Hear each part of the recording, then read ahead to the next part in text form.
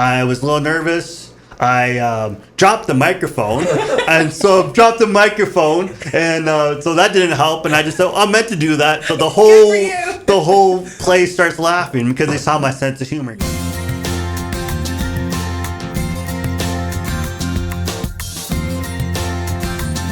Welcome back to Mommy Meltdown on Giant TV. I'm your host, Stephanie Mizzi. Have you ever thought you'd like to try something different? Maybe you'd like to step outside your comfort zone, but fear got in the way, or somebody said, no, you can't do that. That happens to all of us all the time. And usually we just listen to those fears. We listen to the people who tell us no. Well, today we're going against the grain on that. We're meeting somebody who has not listened to what people have told him over the years. He has done what some people might have called the impossible. He's written a book. Michael Jacques is with us here today, and his book is Here's My Book, Can't Read, Can't Write. It is the story of Michael's life with autism and an intellectual disability. Michael, thank you so much for joining me today. How are you?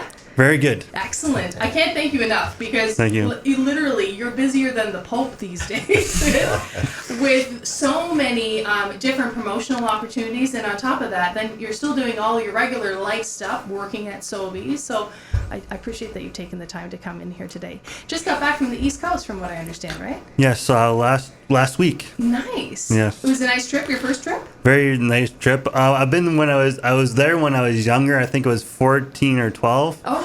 I really like doing there. There's lots of nice people there, and I like seafood, so I was very excited about that. That's a good place to go then, Michael. I love it. And we've got Michael's dad, Marcel, joining us today as well on the show. So, Michael, let's start at the beginning.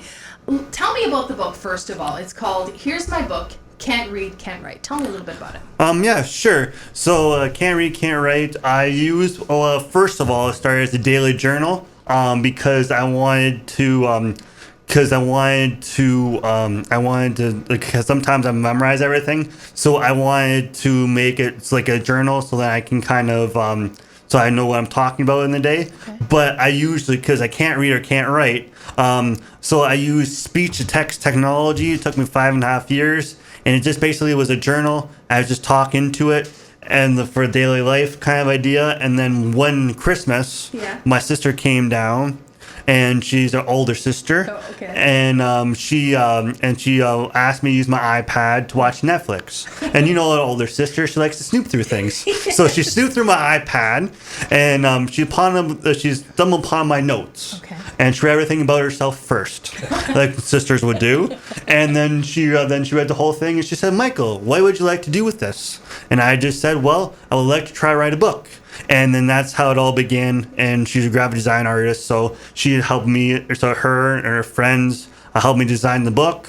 And we also had to make it. We had a little planning meeting, and it had to make it be highly visual because I can't read or write. So there's pictures and drawings in there, and it's also be autobiography by my life. Okay. And there's 10 chapters. And it's brilliant what you've done with it. I have to tell you, and here it is. Here's my book. I love the cover. Yes. I love the cover. I think it's really, really smart the way that you and your sister came together with this.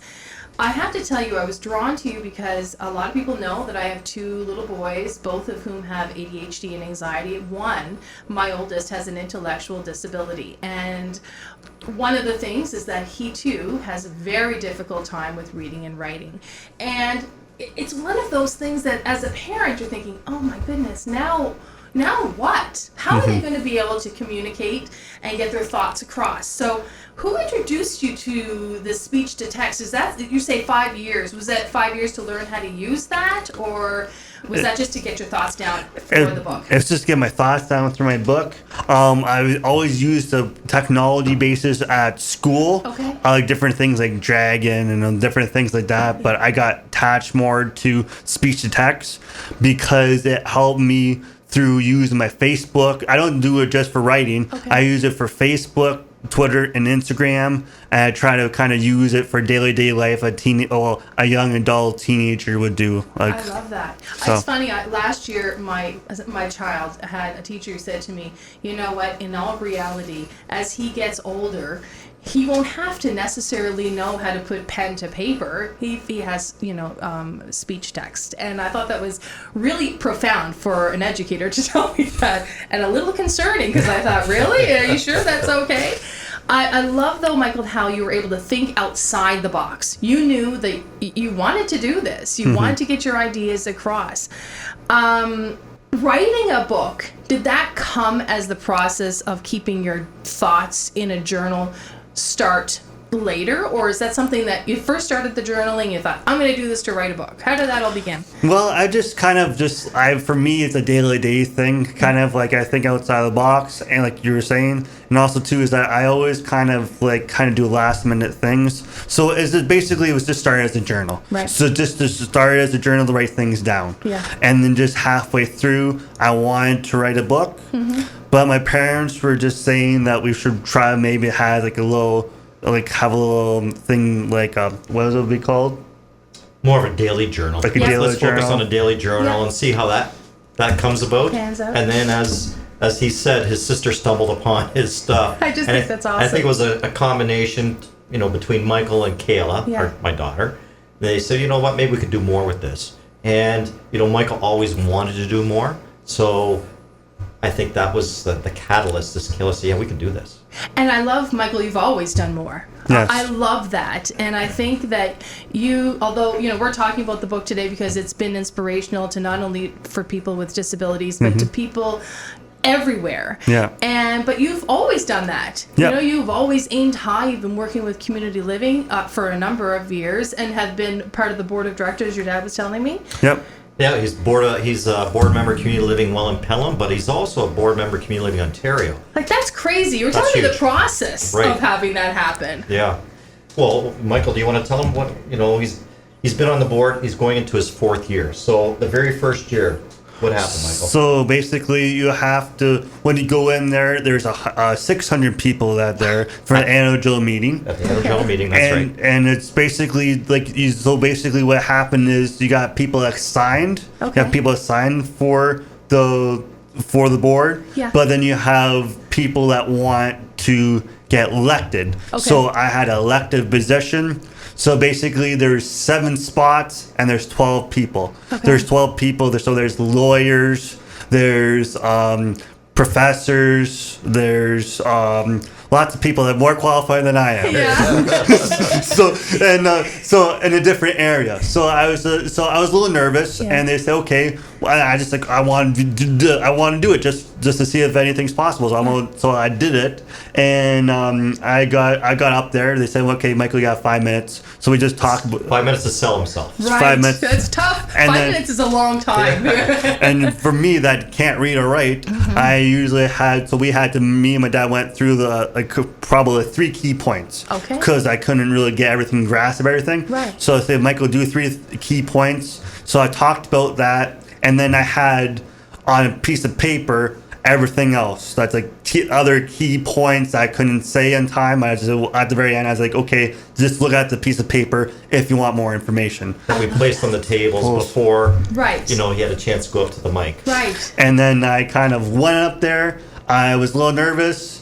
I dropped the microphone, and so that didn't help. And I just said, I meant to do that. So the whole place starts laughing because they saw my sense of humor. Because I Yes. do have a sense of humor sometimes. So I think, anyways. But I got a sense of humor. So And all dropping That's the all mic again. is very trendy these days, Michael. So you were right on trend. I love that. I love that you talk about breaking it down in 3 steps. I think that's something that all kids, that's a note that I'm going to take home from my own child. Yeah. That if you can't read or write, you can still, like you say, sell yourself and understand and make help people to understand you a little bit better. I'm hearing you, Dad's here with you today, and he's helped you at different points. Would you say Dad was a bit of an advocate for you as you were growing up? Yes. I always say he's also my executive assistant. So he's my executive assistant. And what else do I do for you, Michael? He's my chauffeur, and he's also my banker and stuff like that. Excellent. That's good. So, a little bit about myself. Yeah, well, so for my dad too, is my dad used to be a teacher. Okay. He's also a principal, and he was also in charge of special education for 5 years. Wow. And my mom was a child and youth worker. Okay. So we always had they have lots of experience. Yes. In classrooms or anything else like that. So it just basically, they know a lot of things like the ODSP, yes, the RDSP, right? Yeah. That's the financial stuff. Yes, right. All that different things like that. So he know all that information. So I was brought to the meetings. Yeah. In schools, like IPRCs and IEPs and all that. He was included in all He of was. that? We included Michael at a very young age. I was just going to ask you, from a young age. Yeah, the IPRC process probably started in grade 7 and 8. Okay. Attending the meeting, and more was a listening activity for him, right? Yes. Just sort of understand what's going on, what are they talking about. But as when we went through high school and stuff like that, then he became an active member of both his IEP and his IPRC. I love that. Because he needed to share with the teachers what worked for him. Yes. I know teachers always think that they know best. Uh-huh. And don't sometimes get me wrong, and they do. Yeah, they're professionals. They do a great job. Absolutely. No doubt. But sometimes they need to hear the voice. Michael has a strong voice, and what really worked for him. Now, Michael was able to provide that strong voice, but there's a lot of children that don't have that voice. Yes. So then you do rely on the professionalism of the teachers. Right. But Michael has a strong voice, and maybe he'll talk about where that strong voice came from. So there's like I was talking about for Community Living Ontario, there's a great program called Reaction for Inclusion. It's held once a year. It's a 3-day conference. It's for high school students. Right. And it's just basically show authentic inclusion, and they go back to their high schools. And it's for people with disabilities or not. Right. And they go back to their high schools to make differences, to be a leader, have a role model aspect to it, and also bring it to outside even your school too. Oh, I love that. So that's how I got my voice. That helped me out as a person, and it helped me grow up a little bit too, because with me, I had struggled in too, because I have a speech impediment kind of too, and I was kind of, and like that's one of the quotes says that at first I was shy, but then I know that I got a voice to speak up. So I kind of like helped that, because I was a little shy at the beginning and stuff like that. So I love that. And do you think that is one of the biggest challenges for people with disabilities, is inclusion? Yes, I would say that it's the inclusion part, and also to his friendship part and that, because I would just say it's not really their fault. Yeah. They just don't know how to include them. Yes. And they're not too sure what to do, what to say, and that, because it comes with its stigmas. Yeah. So when you have autism or intellectual disability, they think that they have to look after him a little bit. Or when, for example, for my opinion, somebody asked me, can I have a beer or something like that? And I said, yeah, of course. And they said, would it not affect you or anything else like that? Really? And then I just said, just like you, yes, but like nothing major. Won't do it. It's going to take more than that. Have you seen the height of me, sir? Thank you very much. I love what you're doing, Michael. So. I love it, and everything that you're telling me. And it's funny, Marcel, because with my kids, my one in particular, IEPs are a big thing that I'm now on the cusp as he's going into grade 6. Does he start to become part of that equation with being in the meetings? And it's a very good point that you raise. And I think because you include Michael early on, he developed those abilities to be an advocate for himself and for other people. So that was maybe the early introduction to that. I love it. You have to look at your own child, and you have to focus on what they can do. Yeah. And I think that's what my wife and I did, and my daughter. Let's focus on all the good things Michael can do, and trust me, there are many great things Michael can do. Yeah, he can't read, he can't write, but we focus on all the good things he can do. And he does have a wonderful sense of humor. He does. I can tell that already, Michael. I feel like stand-up could be part of your future, too. So you work at Sobeys, Yes. and, they're selling the book. Yes, they are. And part of the proceeds going to... Well, I personally, giving some proceeds to Special Olympics and Community in Ontario. Oh, nice. And also, too, is Sobeys is also donating $2 to every book I sell. Awesome. So on top of that, but also too is that the Sobeys is going. I'm selling my book on the East Coast. Okay. And also to Ontario. Wonderful. So they're both have them on their as well. So all the stores in Ontario and on the East Coast are selling Michael's book, and that's the Sobeys stores. What a fabulous organization! What a fabulous organization! I tell you, when I went into, and I mean, I have long been a supporter of Sobeys, for many years here, but I loved last week that I was in their store and I saw that they do the sensory shopping now. Yes. I thought it was amazing and shocking still that nobody else has thought about doing this before. Mm-hmm. Tell me a little bit about sensory shopping. Is that something that they've thought about having for years, or is this something that's come on because they're supporting you with the book?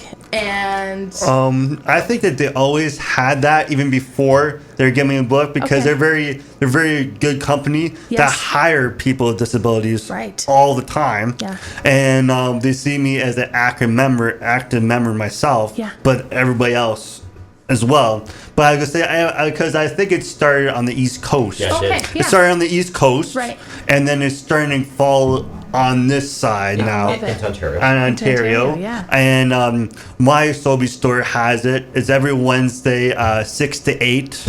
In the evening is sensory time. Yeah, and they just they lower the lights and make the music a little less. So it's I think I could benefit from that, to be honest with you.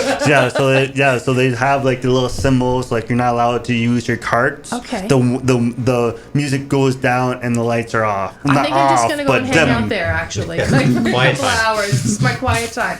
What piece of advice would you give to a parent or a child? I'll open it up to both of you. Suffering with disabilities, what would you tell them if they're in a place now that they feel maybe excluded and they have no friends, or maybe they're like my little guy and totally frustrated that some of the things that they're dealing with, they just can't get over those hurdles? Well, I know it's very difficult, but you have to think past that. And you have to kind of really, soul search, but kind of be like, it's not really your fault. Yeah. It's just basically they don't understand yet the different kind of things, because I struggled with it a long time too. And just when I grew up a little bit, and I realized it wasn't their fault. They just wanted to win when it came to recess, and they're not really working about winning and losing kind of idea. And I always say when I do presentations, when I go to elementary school, I said, the whole focus is not winning and losing. It's about having fun, having friendships. Don't worry about winning and losing, because it's not the NFL, not the CFL or anything else like that. So just kind of have fun and have friends. That's what I would talk about. So I talk about those little things like that. And I also do talk about is also too is that it is very frustrating and hard, but also too is the focus on the things you can do. So if somebody can't read or write, or not can't read or write like myself, don't dwell on it. Don't keep on giving them the task sheets. Don't keep on working on the different kinds of the sheets, or whatever the case might be. Reading cards to say, he can get it eventually. Well, he can't. Yes. That's just the way it is. But you have Siri, you have different technology, you have different ways to think outside the box to do maybe some things that are struggling, and just find a different way. And it's possible. Everything's possible. That's what I would say. Think outside the box. So for Michael, that was his challenge, his disability, not able to read and write. So instead of focusing on that, focus on everything he can do. Look at technology to help him where he is struggling, and he's able to do so many things. Now, at the very beginning, I think Michael was referring to when he was in elementary school. And he was referring to other kids. And they weren't being malicious when he was excluded at recess. So Michael has probably spoken over 60 times since last September. talking to elementary. Well, who do you talk to, Michael? Who do you do presentations for? I talk to elementary schools, high schools, agencies, universities, colleges. I'm also doing presentations for the community. So I'm doing like it's more of an aspiring presentation. So I do Lions Club, a Rotary Club, Lioness Club, and also too is He's done a presentation at Ontario Hydro. Ontario Hydro. He, did this past summer. He did the Niagara College, the employees of Niagara College. They have a yearly conference. He was a keynote speaker. That's fantastic. So Michael's been doing a lot of keynotes for annual general meetings for community livings across Ontario. He's traveled across Ontario. And I also did, I went to Winnipeg for the National Conference for Autism and Intellectual Disabilities. Good for you. That's awesome. That's fantastic. And I also did I did a little talk at Apple headquarters. Oh, that's neat too. And also too a little bit for Sobeys headquarters too, and things like that. Little things like that. I love that people are learning so much from you, Michael. I do. I love that you're able to show people the side of you that your parents and your sister have always known, and now you're sharing it with all of us. And let's talk a little bit about, because if people want to have you come, and speak or whatever, you've got a great website. So let's talk a little bit about the website. So here's mybook.com is my website. You can do lots of different things there. You can contact me there. There's news and events. So you can watch, I've been on TFSN, Breakfast Thousand Show, Morning Live twice. Talking with Ellen. Not talking sort of like Ellen, not really, but just take a picture with her. So you met Ellen, though. That's pretty sweet, I haven't met Ellen. But just like there's like little links to all those TV appearances and everything, and like the speaking engagements, like you can see the different schools I've been to, universities, colleges, agencies, all those different kind of events there. There's little bloopers. Of a real kind of a deal. So there's like four little videos with me and my sister talking about my book. Yeah. And the last one's the bloopers. I think it's hilarious. I got to see the bloopers. I didn't catch them yet. But it's really funny. And there's testimonials. And there's just so much stuff in there on the website. And you can purchase the book there. And you can also buy my book. You can purchase the book there as well, and you've got links to all of your social media handles on there Facebook, Twitter, Instagram. And where else can you buy books, Michael? You can also buy my books at Apple Bookstore. Okay. It's an electronic version to show anything's possible, because I want to make it highly accessible, so people can't read like myself. Yeah. They can get it there, so they can use their technology or whatever it is to read it to them. And you can get it at every Sobeys store, like I said, the East Coast around Ontario. Yeah. And that's pretty much it. And we just got the book translated in French. I was going to ask about that. I did see that. That's impressive. So hopefully it'll be out in the fall, the French version. That is fantastic. Yeah. So what's next? I feel like I can't even ask you that question because you're already done so much. Any plans for a book 2 or... Well, Yes. I'm starting to do my journal writing again. Okay. And just talk about lots of different things. So it is going to happen probably another 5 years or whatever it takes. Just like the second one. We're enjoying the first one right now, Michael. So I really appreciate I appreciate you so much for coming in today. And of course, if anybody needs to or wants to, get hold of the book and check out what you've got to offer, we're going to post the links all in our feed here as well. So again, gentlemen, thank you so much. Michael, it's been a pleasure. Marcel, I appreciate you coming in Thanks for having us. This is so cool. It is kind of cool, isn't it? Yeah. Not as cool some of the things you've done, Michael. And thank you so very much for joining us today on Mommy Meltdown. Remember, you can freak out. You just can't stress out because you had a Mommy Meltdown. Until next time.